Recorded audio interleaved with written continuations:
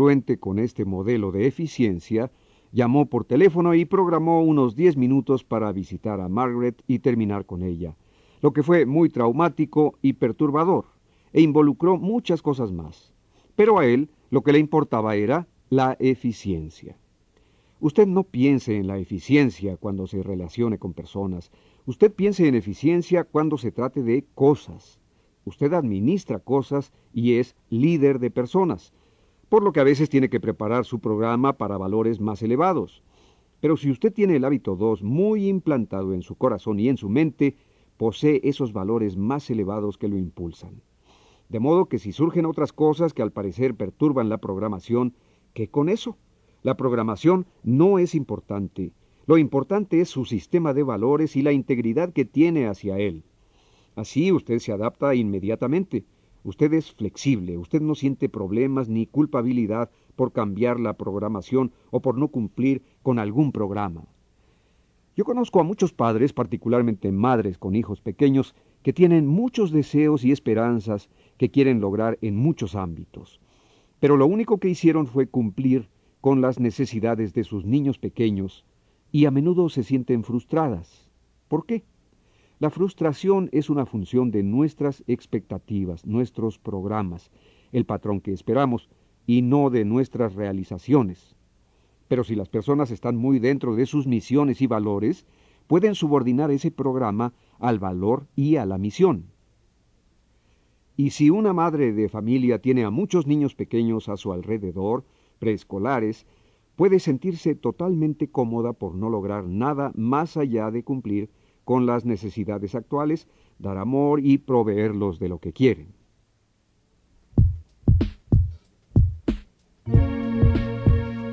A continuación, Stephen examina los hábitos 1, 2 y 3 y define beneficios personales específicos que pueden lograrse conforme cultivamos esos primeros 3 hábitos.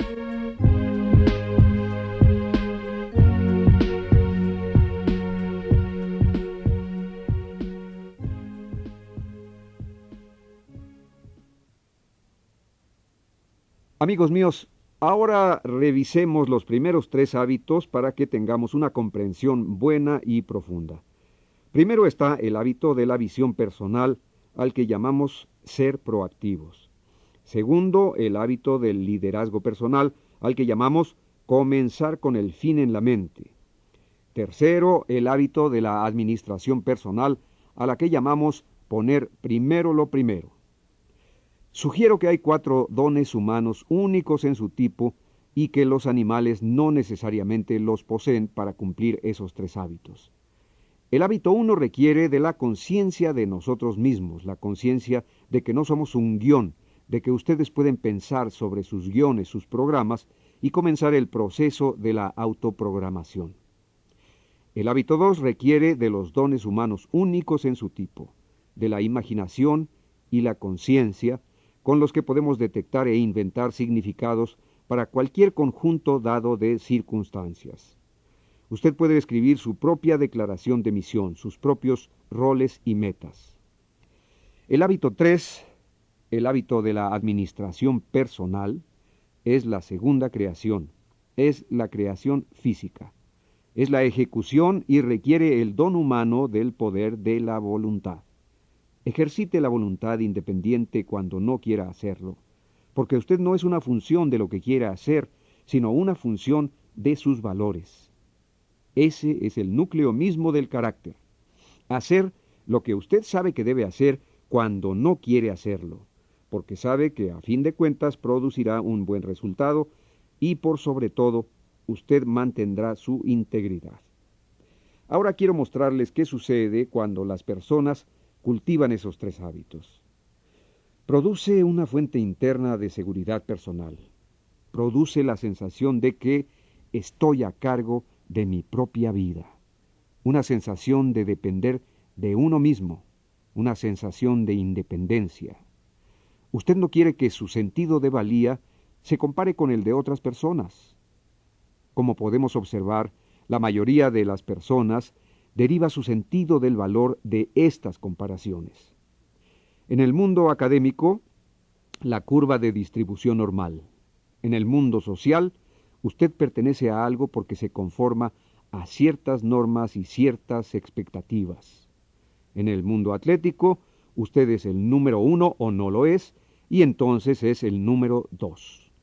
La mayoría de las experiencias de las personas les dejan la sensación de que su valor se basa en la opinión de los demás, es decir, que proviene de una fuente externa o extrínseca. Si el amor se da incondicionalmente en los primeros años de la vida de los niños, les da una sensación interna de seguridad que perdurará por el resto de su vida. Si se les da de forma muy condicional, comienzan a definirse a sí mismos en relación con otras personas con las que fueron comparadas. Ahora, si quieren hacer ejercicio de sus capacidades proactivas y escribir nuevos guiones, es como si les dieran una nueva infancia. De otra forma, esos guiones los dirigirán, los guiarán y los dominarán por el resto de su vida. El niño es el padre del hombre. Nos enseña el determinismo psicológico. Es una mentira, pero para las personas que la creen, es verdad. Cuando usted transita por un camino totalmente distinto, un camino diferente, como lo escribió Robert Frost en su poema El camino no tomado, dos senderos divergían en un bosque y yo tomé el camino menos recorrido, y eso produjo toda la diferencia. Estoy hablando de un camino totalmente distinto. Son los hábitos 1, 2 y 3. Es construir su seguridad con base en su integridad para con su sistema de valores. De eso se trata. Eso es el carácter. ¿Y qué sucede ahora? ¿Quieren ver el fruto inmediato? Ustedes no se comparan a sí mismos con los demás. Producen lo que llamo la mentalidad de abundancia. Pero si las personas tienen escrita en la profundidad de su ser la comparación para tener un sentido de su valor personal, desarrollan una mentalidad de escasez. Solo se cuenta con tanto. Solo tantas personas pueden ser estudiantes de primer lugar. Solo una persona puede ser la número 1. Entonces comienzan inmediatamente a compararse con los demás. A esos individuos les es muy difícil ser felices por los éxitos de los demás, particularmente si los demás están a su alrededor, incluso miembros de su propia familia. Tal vez sean testigos de un maravilloso éxito y le digan a estas personas, me alegra por ti, es maravilloso, pero en su interior sienten que se acaban. En secreto, tal vez abriguen esperanzas de que las personas sufran infortunios. Esos son los frutos de la mentalidad de escasez. ¿Pueden entender ahora por qué es tan difícil practicar los hábitos de relaciones de 4, 5 y 6 con la mentalidad de escasez? El hábito 4 mismo, pensar ganar, ganar, significa que siempre buscamos el beneficio mutuo. Buscamos cosas que beneficien a todas las personas involucradas, incluso a nosotros mismos. Ustedes no están en un pensamiento de suma cero. Ustedes no están en una competencia. Pueden pensar cooperativamente, pueden pensar en términos de equipo, pueden pensar en términos de nosotros. Y cuando se trata de batallar, pueden pensar en el nosotros lo más posible y no lo menos posible. No se vuelve inmediatamente a ese guión a menos que los hábitos 1, 2 y 3 estén firmemente implantados en el carácter y luego, a partir de la mentalidad de escasez, tal vez puedan aprender las técnicas de personalidad de ganar, ganar. Pero cuando se trata de dar la batalla, cuando crean las tormentas, surgirá lo que cada quien es realmente, y entonces verán que están rotos por dentro, son ambiguos y tienen duplicidad. Y eso acaba con las personas, agota sus energías, produce enfermedades psicosomáticas. Surgen muchos frutos de tener conflictos internos. Al tratar de convertirse en todo para todos, se termina siendo nada para nadie, incluyéndose ustedes mismos. En uno de los libros que leí en una reseña literaria, Erich Fromm escribe un párrafo al final de Psicoanálisis de la Sociedad Contemporánea que resume lo que sucede cuando se obtiene de otras personas el sentido de valor. Lo expresa de este modo.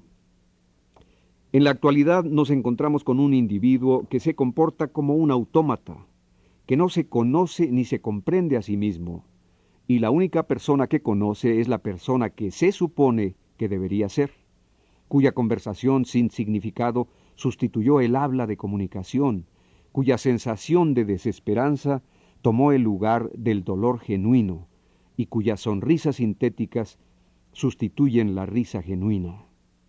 Dos afirmaciones pueden hacerse respecto a este individuo. Una es que sufre defectos de espontaneidad e individualidad que al parecer son incurables. Y también puede decirse que no difiere esencialmente de los millones de personas como nosotros que caminamos sobre esta tierra.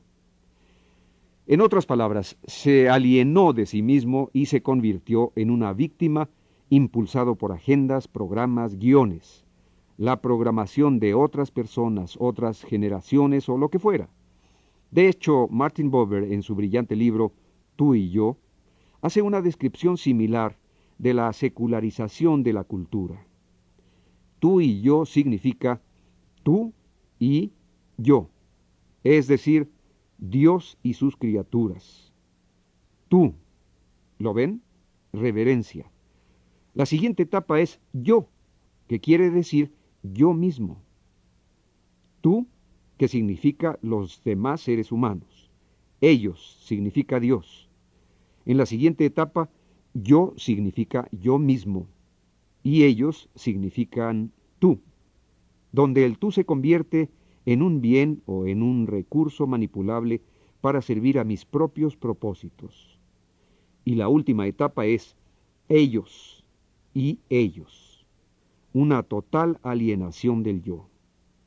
Y cuando la cultura madura en una alienación del valor de la vida humana y el respeto por la dignidad de los individuos que nos rodean, incluyendo a empleados y clientes, así como a seres queridos, hijos, padres, etc., entonces todo un nuevo paradigma impregna a la cultura que tiende a ser muy alienante y deshumanizador, mecánico y que produce gran miseria e infelicidad. Así, lo único que queda son los placeres, gratificaciones a corto plazo, y los propósitos más elevados en los que una persona reflexiona para su propia vida no se cumplen.